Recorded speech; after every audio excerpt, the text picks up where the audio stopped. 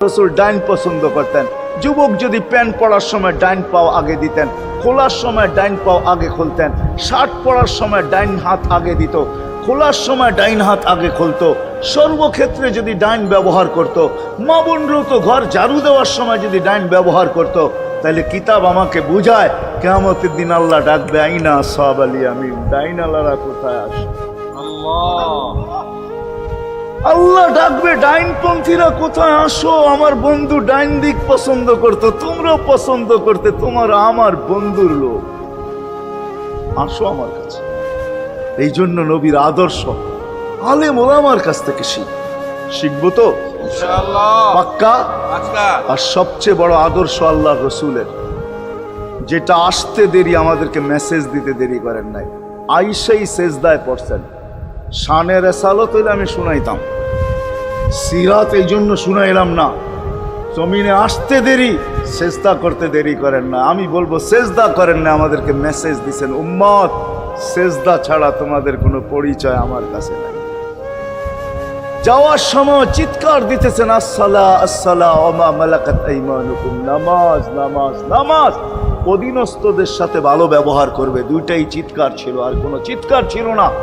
বিদায় আল্লাহ রসুলের সবচেয়ে বড় আদর্শ নামাজ, সবচেয়ে বড় পরিচয় নামাজ। আজকের থেকে নামাজ ছাড়বো না, পাক্কা ওয়াদা, বিলকুল পাক্কা ওয়াদা। কিন্তু না নিয়ত হলে হাত নামাইবেন না, ওয়াদা করতে হবে পাক্কা। আল্লাহ কবুল করুক, আমিন। কালকের সকাল থেকে নামাজ আর ছাড়বো না ইনশাআল্লাহ, নামাজ আর ছাড়বো না। নামাজ শুধু নামাজ না, অনেক কিছু রাখা। আল্লাহ আমাদেরকে আমল করার তৌফিক দান করেন, আমিন। ওয়া মা আলাইনা ইল্লাল বালাগ। আল্লাহুম্মা লাকাল হামদ কামা ইয়ানবাগি লিজালালি ওয়াজহিক। দোয়ার ভিতরেই একটা কথা আপনাদেরকে বলবো, সর্বশেষ দোয়া করতেছি, আবার বলতেও আছি, মসজিদের কাজ এখনো দেখলাম অসমাপ্ত।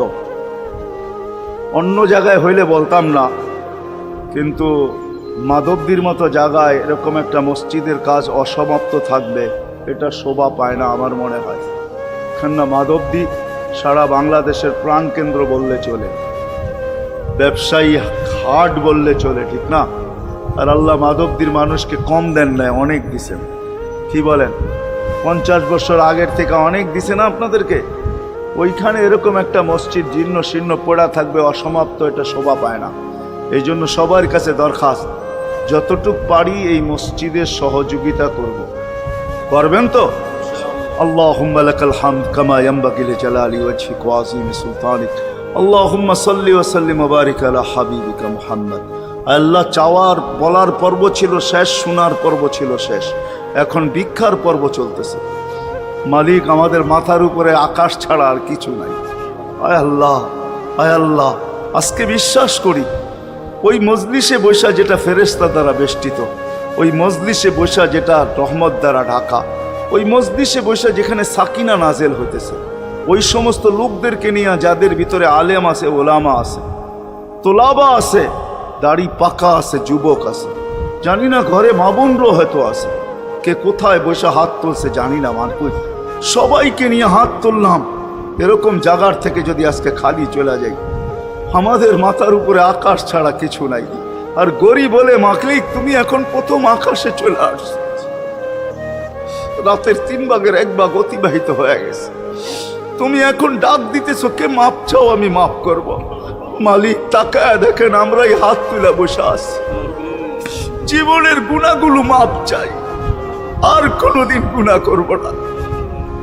আল্লাহ, আমাদের গুনাহগুলো যেন ধুয়া মুছা শেষ করে দেওয়া, আর যেন আমলনামা একটা গুনাহ না থাকে, যতদিন বাঁচবো আর গুনার দাগও যেন না আসে।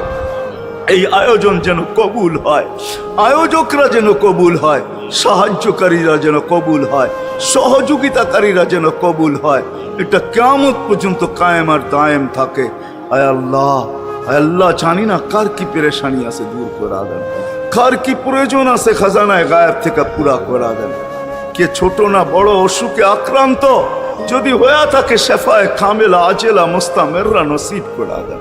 হায় আল্লাহ, যারা সুস্থ সর্ব ধরনের রোগ থেকে হেফাজত করেন। যাররা বরাবর ঈমান নিয়ে যারা কবরে চলে গেছে সবাইকে মাফ করা দেন।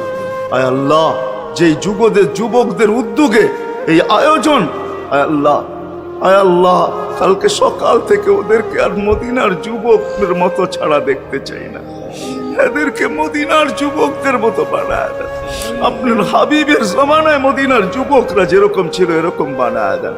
আল্লাহ, আমার দেশের যুবক সমাজকে মসজিদ নবীর আদর্শওয়ালা বানায় দেন। মা বোনদেরকে পর্দা নিশীন বানায় দেন।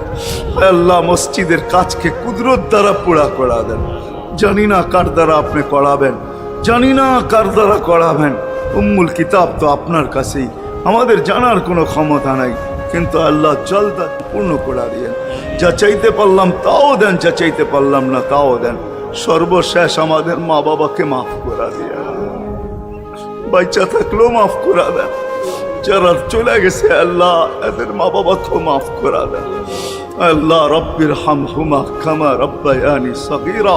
হায় আল্লাহ, ইনসানের সাথে সাথে জিন্নাতকেও মাফ করে দেন, জিন্নাতকেও মাফ করে দেন, জিন্নাতকেও মাফ করে দেন।